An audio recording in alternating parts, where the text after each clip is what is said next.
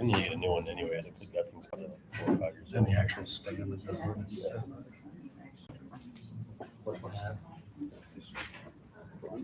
it. And we're back. We were ahead of schedule. Melissa, you've got 6 minutes. So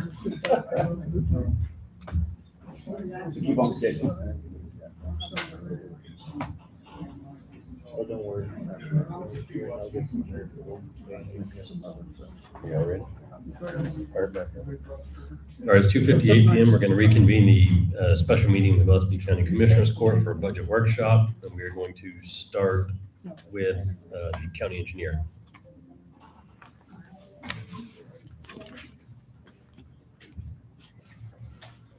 Okay, so I'll start with the category 4300, which is office supplies. Not proposing any change from last year, and that's just a general office supplies, postal, paper. print. Melissa, what's your department number? Oh, sorry. 596. 596. Thank you.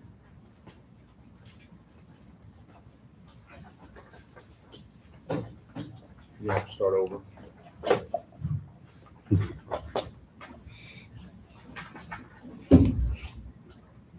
Ready? We're ready. I Okay. think. Yep. So 4,300 office supplies, no change from last year. 4,400, that's 4,401, fuel and oil, no change from last year as well. Category 4,500, that's 4,503 and 4,502, vehicle maintenance and office equipment. There's no change for vehicle maintenance. Office equipment, that will have an increase. I'll go over that in a little bit more detail later on. But that's associated with potentially getting a new staff in my office. So the additional equipment would cover a moving license for them. Moving is a program that we use essentially for all of our permit review. It's a platform similar to Adobe, but it has a lot more functionality in terms of like measurements and markup. Then it also has features that allow my department to simultaneously review one permit. That way we're not kind of passing things around one at a time. So that would cover that license, which is about $330 a year. That would also include costs for 2 additional GIS licenses. Currently Ty and I are sharing one license. Ideally, we each have our own license. Then again, we will have the new person, if that is approved. Those licenses are about $2,200 each, and that's basically access to an online mapping platform where we have all of our floodplain boundaries and water depths and estimated base flood elevations. We have data from ECAD that we incorporate into that road data. It's kind of our central hub for all of our information. And so are there any questions on that increase in the 4,502? Nope. Okay. I'll move on to 4,601, subscriptions. I'm not proposing any change from last year on that one. 4,709 is professional services. Typically every year I budget 5,000 for this to cover anything that comes up that we may need to have a third-party engineer look at. I have increased that to 12,000 for next year. The purpose of that increase is obviously I'll be gone for some amount of time. So I wanted to increase that budget enough to cover any potential extra services we may need while I'm out of office. The 7,000 that it's increased is intended to cover a design engineer for 40 hours of work at a rate of $175 an hour. And that number comes from our executed agreement with our current third-party engineer, Freeland Turk. And typically a design engineer handles, reviews anytime that comes up. So again, most of our services provided by a third-party engineer is billable to a developer. So this cost is specifically for anything that comes up while I'm out on leave, that would not be covered by a developer. So any kind of questions on a subdivision that come up that you aren't sure the answer to, they can help assist in that time.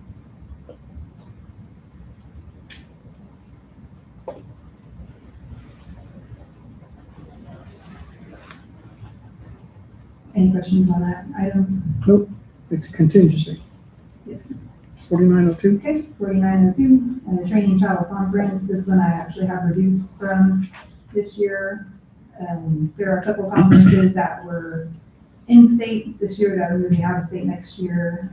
I don't really think that they are necessary to travel out of state to go to, so I've reduced that budget, considering that those conferences. and this would still accommodate if you ended up with a new resource and you moved through. Yes. Okay. Yes, this will still include the appropriate people going to the correct conferences. Add some legal notices, quick, 5001, no change from last year.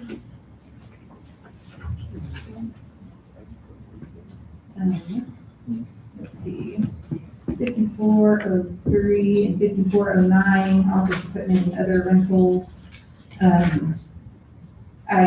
That's for the truck payments for our county engineering department truck. I put all of that, I guess I talked to Crystal before this, between when the budget was submitted and this meeting. And I had estimated roughly, $11,500 for truck payments. She gave me $10,440 to be split between 5409, 8020, and 8025 for the truck payments. She advised that would be split up by the auditor's department based on what we need for the truck payments. I don't have that specific agreement.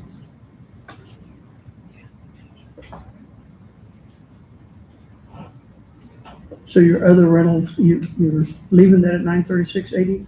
I got lost when you were talking about that. Well, I think they're doing, what are y'all doing there? Y'all are doing, you're changing all of them? Is there something else you want to do? No, so the only thing in 5409, 8020, and 8025 should be for the truck payments. So that would really be zero then. No, that's not anomalous. 5409. That's Yeah. anomalous. Yeah, so it's probably Oh, okay. $80. Yeah, so I haven't. So it's about right then.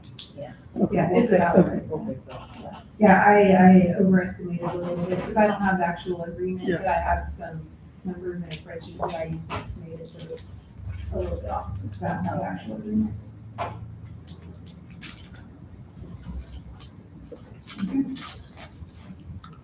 So the category 5600, 5602 is dues, so that's any kind of dues for membership. That's going to be unchanged, and that'll also accommodate other person if they were being approved. Since budget was inputted, I would like to add an item for insurance as this account 10.596.5603. So that insurance, I'm still looking into it. I don't have any final numbers on that, but I have done some research, and based on policies, I think 5,000 is probably about right. The insurance is essentially license insurance for anything that were to come up with my engineering license in the future. So that insurance is just the general errors and omissions. We're going to find a policy that'll add in some protection during any kind of investigative phase. It's not on Kind of like we talked about before, the current insurance, to my understanding, only provides coverage after some kind of charge is brought. So if we can find something that will kind of cover an intermediate period before it were to actually go to any kind of legal hearing. So that account code is 5603? That would be a new item. That account currently does not exist. What is 5603 typically? Is that an insurance account?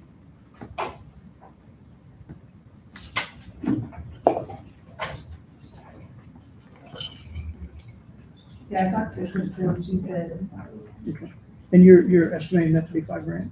yes. Yeah, I'm working with some, insurance groups to get a more specific quote for what I'm looking for. So they're still looking at what policies are available to accomplish what I'm trying to do. But yeah, based on kind of some estimates and some, open market information and some information from brokers in general, it's showing costs typically be around 3,000 to 5,000. But most, from my research, most policies, again, only cover from when a charge is brought, but I'm really looking for something more intermediary, I guess.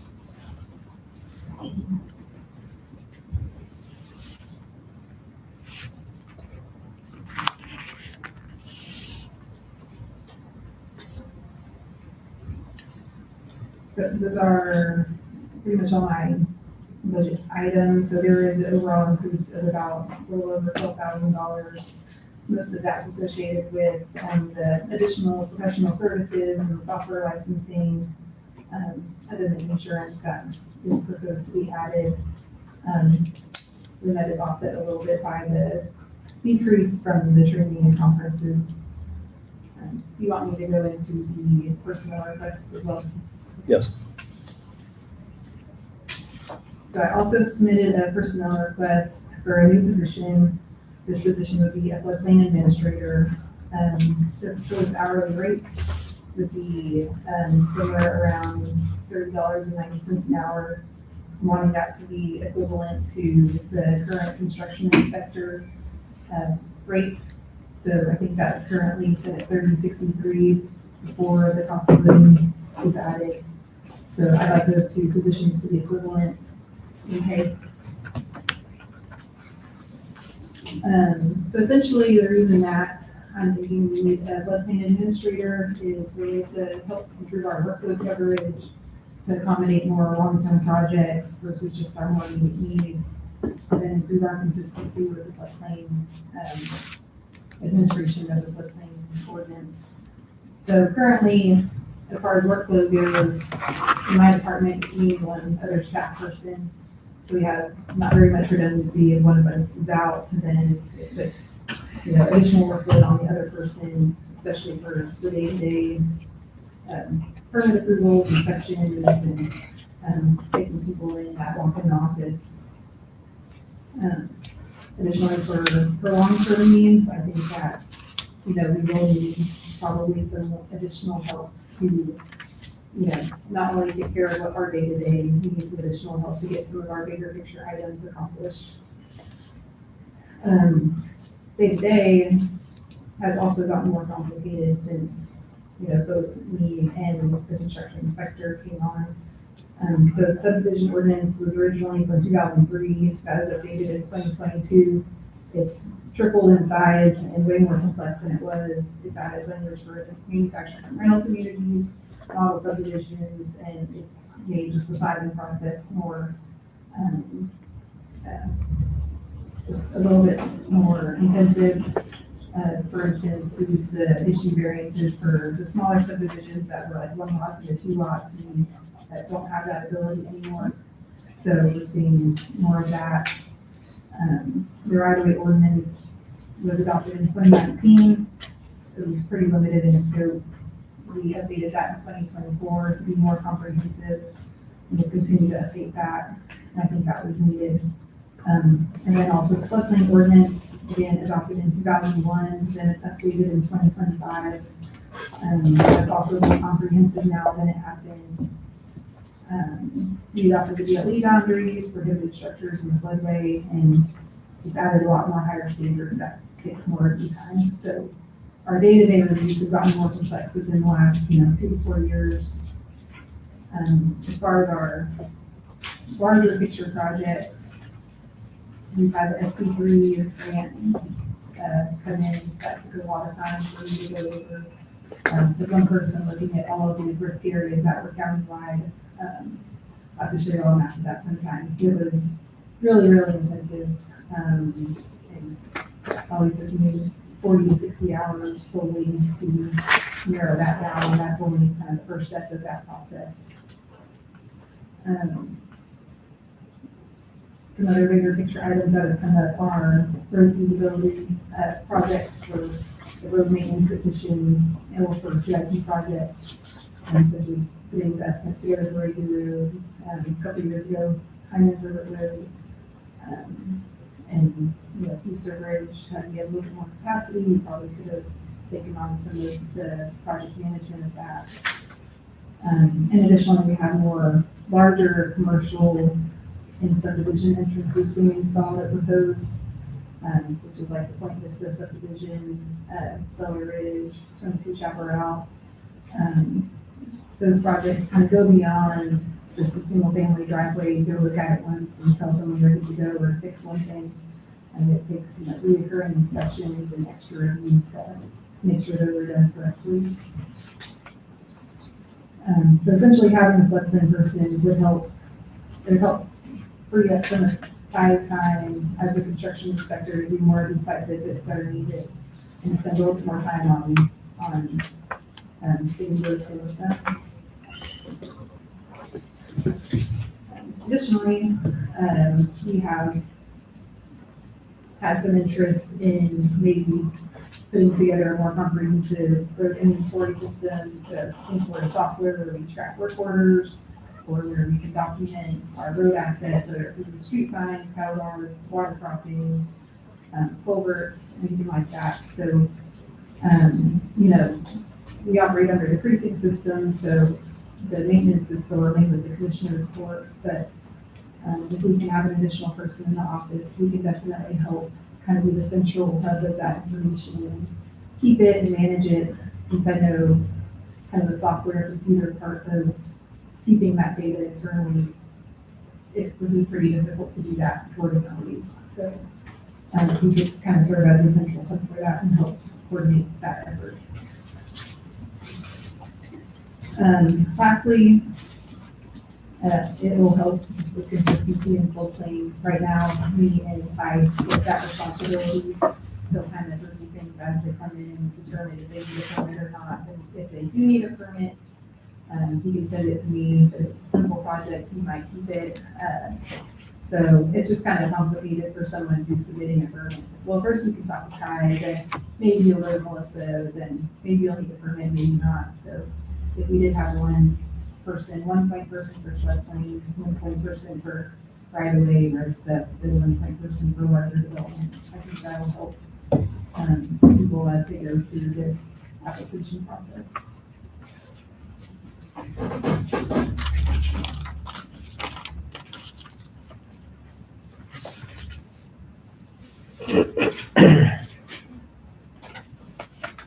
So that's my spiel. If you have any questions on that, happy to answer them. I'm fine. I have no further questions. So if you add another person, are you gonna be able to get by with the vehicles that you have, or would that person need their own vehicle? I mean, would they be out, I assume they'd be going different locations, maybe at the same time? Yeah, I think that the one vehicle should be sufficient. If we're ever in a bind, then we could use one of the administration vehicles, but yeah, typically a lot of the floodplain permitting, the bulk of that work is in the determination forms, which is the first kind of step towards the floodplain permit. So with the way we can schedule inspections, it's pretty rare that it's like a very spontaneous, oh, we need to go right now. So we can schedule time to share the one vehicle between the two people. Okay. And the bulk of the determination form stuff doesn't require a site inspection. It's pretty preliminary at that stage. All right, any other questions? Thank you. Thank you.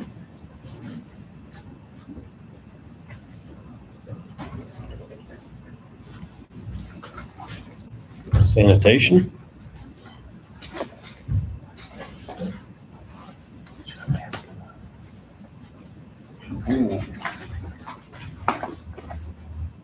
County 591. Yeah, getting tired already. Already? Already. I really don't have a whole lot of changes, in most of my categories for this one. In line with last year's, with the exception of postage. 4301, our department number is 591.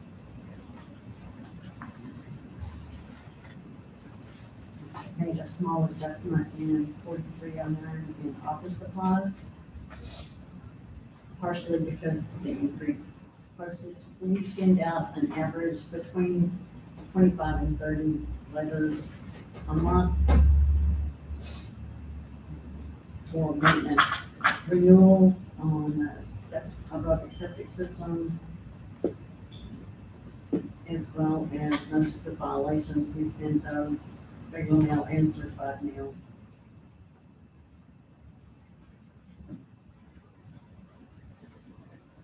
It looks like everything else is just almost the same. Yes, sir. That's boring. This morning.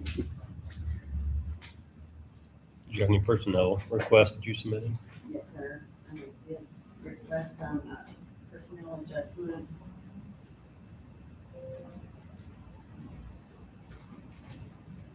Why am I not finding it in here? 591. Look on the very far left hand. Are you on David's Yes, or Amy's? It's line 194. that's what I needed to know. There you go. Thank you, sir. Well, Salary survey of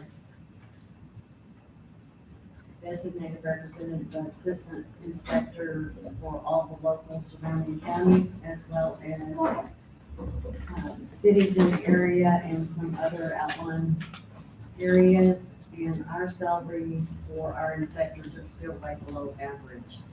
I'd like to increase both Michael's and Joshua's to accommodate their training, their experience. Michael has been a tremendous asset. He has obtained above and beyond training. He's been a mentor for Joshua and has helped him obtain his training. So I'd like to increase both of their salaries. Michael's I'd like to increase to $27.52. Joshua's to $26.13. Also asked, of course, an adjustment to Belinda's to $22.70. Without her taking care of all of our paperwork, meeting in public, and as well as processing all the applications. She's a tremendous asset to our department, and we don't want to lose her to any other department.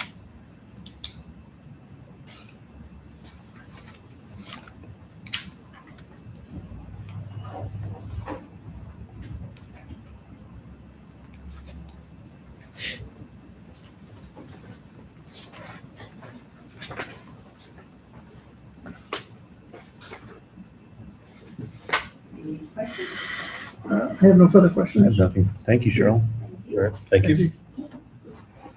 Just wanted to make a comment before Danielle gets up here, because she's not gonna say anything. And she is such a tremendous asset to this county. She has a memory where she can remember road names, who lives on those roads, and has helped so many people get to the point where they know exactly where they need to be. We called her at a moment's notice and told her, you know, right now we're lost. Can you tell us how to get to this road or that road? She remembers right off the top of her head. Before she gets ready to leave this county, she needs to be commended greatly for the job that she does. I agree. Very, very nice of you to say. She is a walking encyclopedia, as I call her. She is something else. She can hear you. She likes it. 26. And ma'am, who are you? Where you come from? 721. Okay.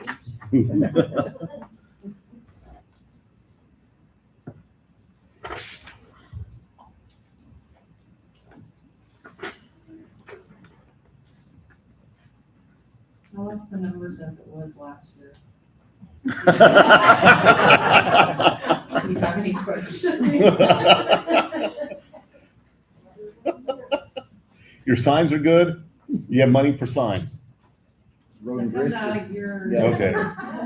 Just want to make sure we're covered. You just approved that one today, I think. Yeah.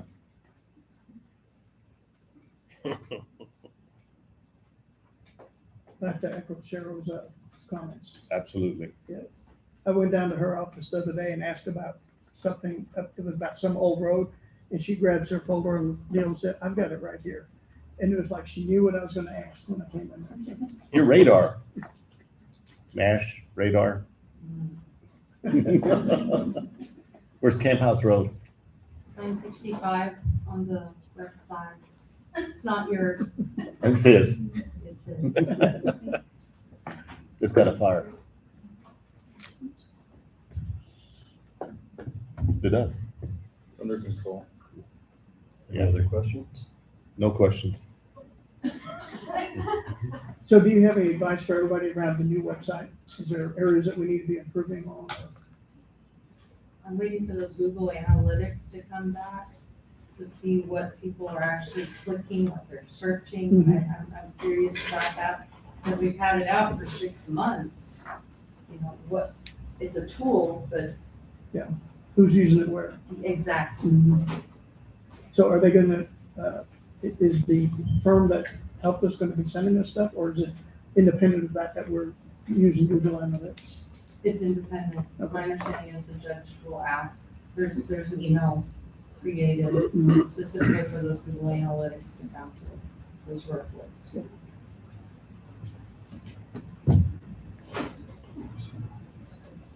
Thank you. Thank you, ma'am. Thank you. She should have went first. We're back on schedule. All right, Health Department. Should I abstain, Judge, or is just conversation? There's no decision being made?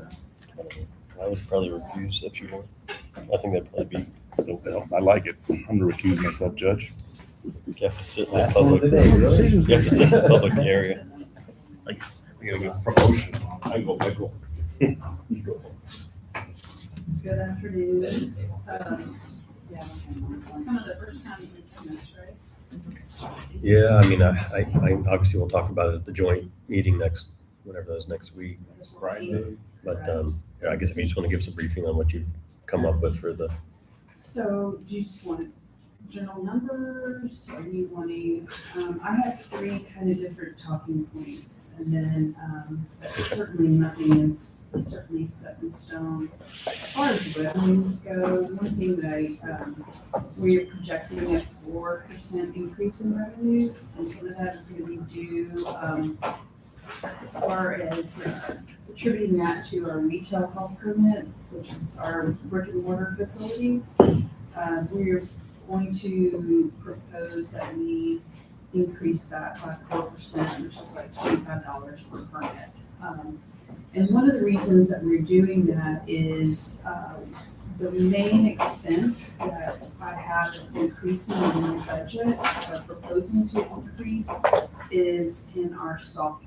So currently, right now, we do not have the ability to have an online portal system for credit card payments. And a good portion of our business is from customers that live outside of Gillespie County. So currently what that looks like is that people that want to pay with a credit card, they have to phone and call us, and then we have to manually input that.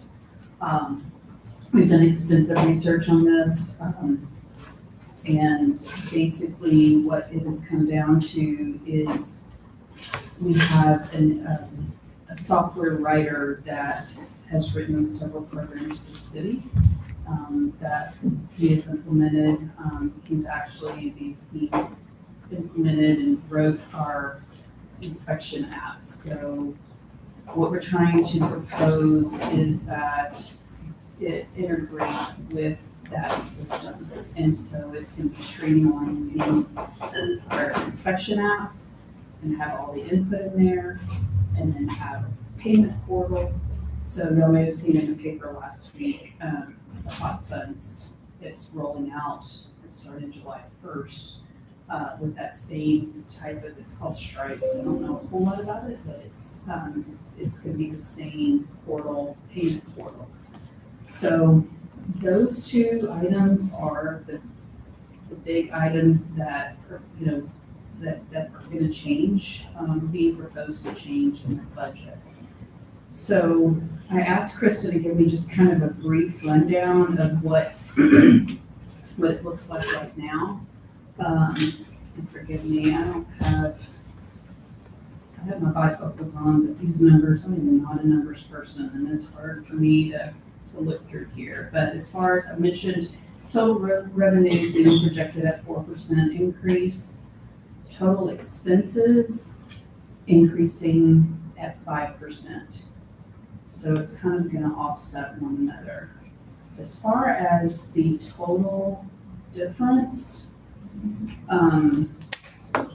Marcy probably knows more about this than I do. As far as the revenues coming in past the expenses, and then we've split that between the city and the county, it looks like that is an increase of $9,700 is what that might be looking at, so. The revenue increase, is it strictly from raising fees, or is there increased volume? It's strictly to be, raising the fees strictly just on the retail food establishment side.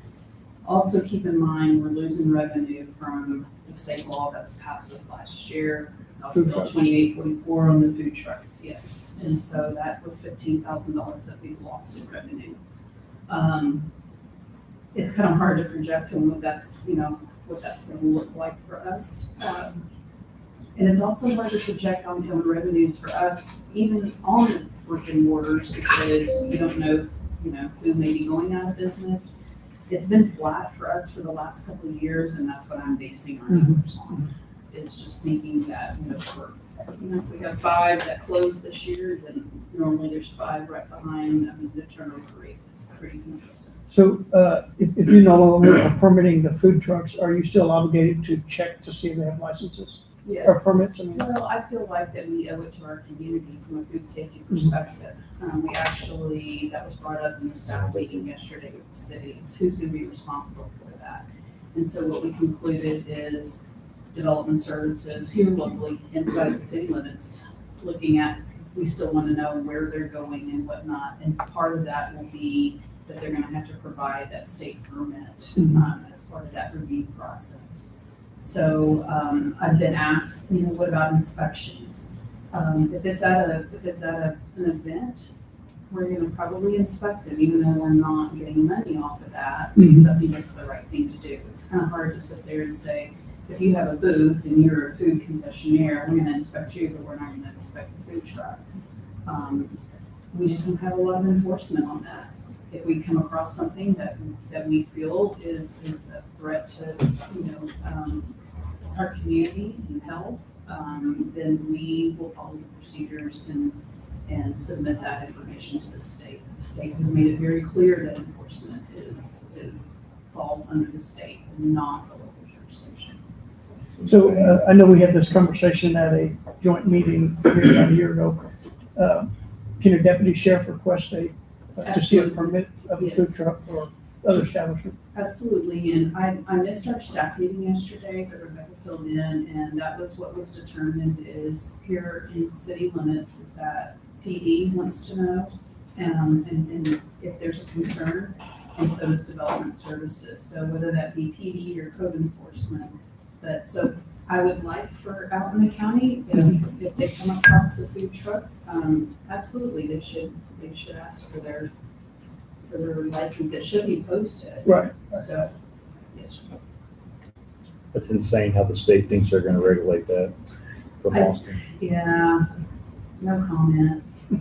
It's really been a challenge for us just in the last couple of weeks because we've had so many people that, they're wanting to do the right thing. They're just used to dealing with us and, and then obviously there's a price difference. We were charging $250 versus, on a tier 3, which is basically full service, so they're heating and cooking and have refrigeration, it's gonna be in that tier 3, it's $1,376 a year. So, I feel like going back to our revenues and what we would be proposing to increase, I feel like, that's a minor increase and our levels will still be, when we get into that joint meeting, I'm happy to show you I've already researched what other entities are doing, but we are, I wouldn't say behind, but we are below what the state is currently doing. So, the last time that we proposed an increase on brick and mortar was 3 years ago. So I'd rather do, small incremental to keep up with everything than wait 5-10 years and do a large increase. So. Any other specific questions? I don't have any. I don't have any. Thank you. Thank you. Thank you.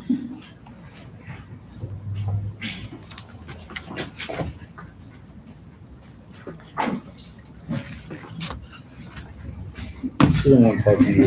Barely on. She was sending a question. I'll talk to you later. I'll talk to you later.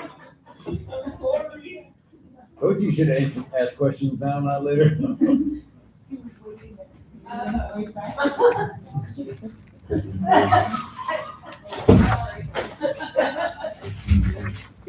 Because I did.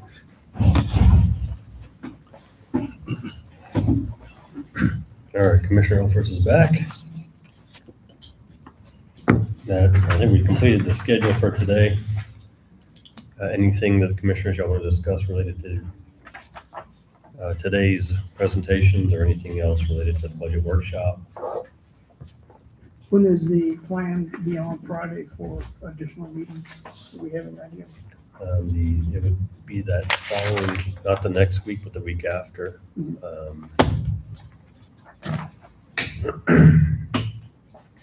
I'd have to look at the calendar and see what everybody's availability is and try to pick the day that fits best for everybody.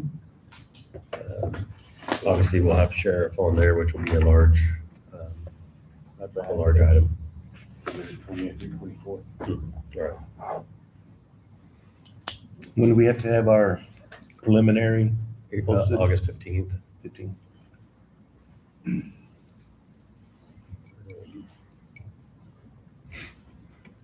And even after we post that, it could be changed, there could be changes made to it.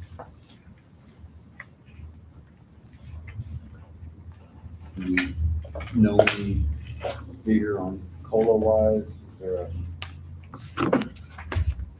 state number, federal number out there? I haven't looked in about 30 days. I'd have to look and see what it is currently. I think it was around 3.2 last time I checked, as far as cost of living, inflationary increases.